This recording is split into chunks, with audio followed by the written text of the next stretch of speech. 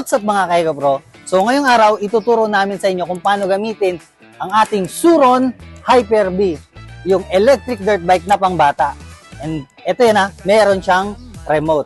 Mamaya ituturo namin sa inyo kung paano paandarin at gamitin ang ating Suron Hyper-B. Unang-una, paano siya i-turn on.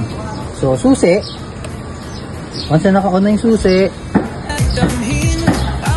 Meron siya dito sa left panel niya, meron siya dito yung ignition niya.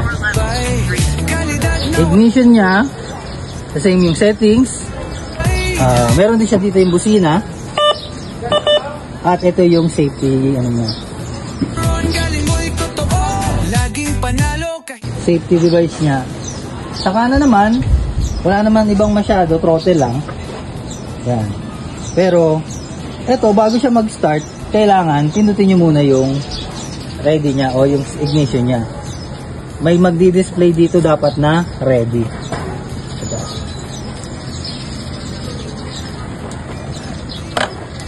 Yan. Ready. So yan, good to go na siya. O isa sa features na itong Hyper-B na nagustuhan natin is yung meron siyang parang intercom. Magsasalta ka dito sa remote niya, pero maririnig nung nakasakay sa motor. Nasa ilalim yung power button ng kanyang remote. Yan.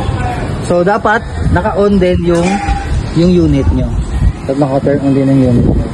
And then makikita nyo dito, pinipair niya, nag-prepare siya. Pag nag-steady na yan. Steady na siya na green, naka-pair na siya. So dito sa remote, marami kayong pwedeng makakontrol. Una is yung speed. Kung mapapansin nyo dito sa kanya, wala siyang control ng speed. Dahil yung speed na to, number 3, ito din yan, yung power niya. So paano siya babaan? Hold nyo lang yung button dito, yung negative tsaka positive. Siyempre, down. Hold nyo. Power level 2, magiging power level 2 na rin. So, another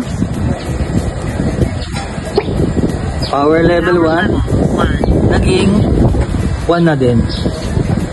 So, kahit tumatakbo, hawak natin ang remote, pwede natin bagalan yung takbo ng unit natin na ginagamit ng ating mga anak or ng mga bata na gumagamit nito. So, mas safe siya.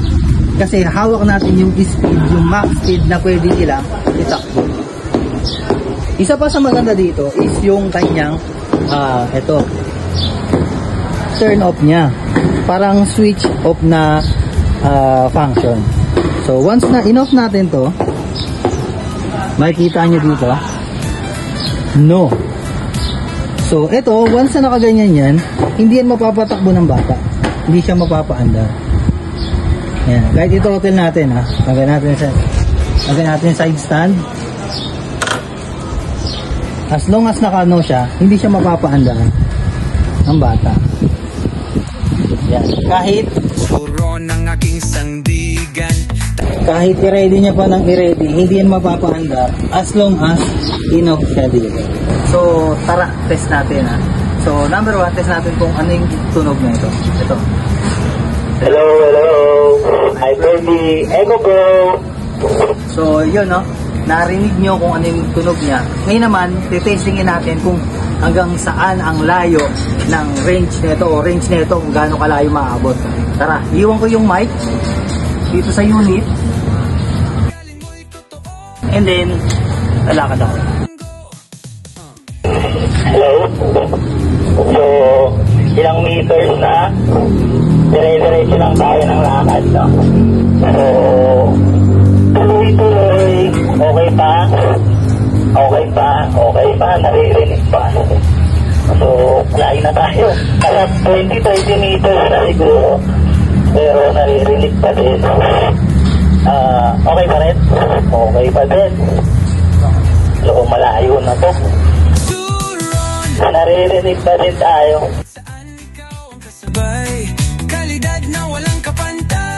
Na din. Malayo na tayo. Next naman natin is pagtanggal ng battery niya. Yes po, napakadali rin tanggalin ng battery niya. So, turn off muna natin. And then, ito, i-twist lang to. Ayan. Dito sa atin. Bunot. Ayan. So, kitang-kita niyo yung battery niya. Napakagaang lang. Lithium na. 48 volts, 25 volts lithium battery. So, ito yung saksakan niya sa loob. Balik na natin.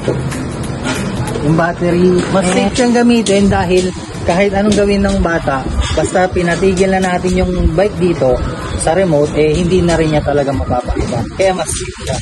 Hindi na siya makakalayo and matatrack natin yung ating mga anak.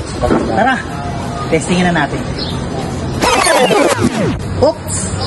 Basic specs muna tayo. Motor, tsaka battery niya.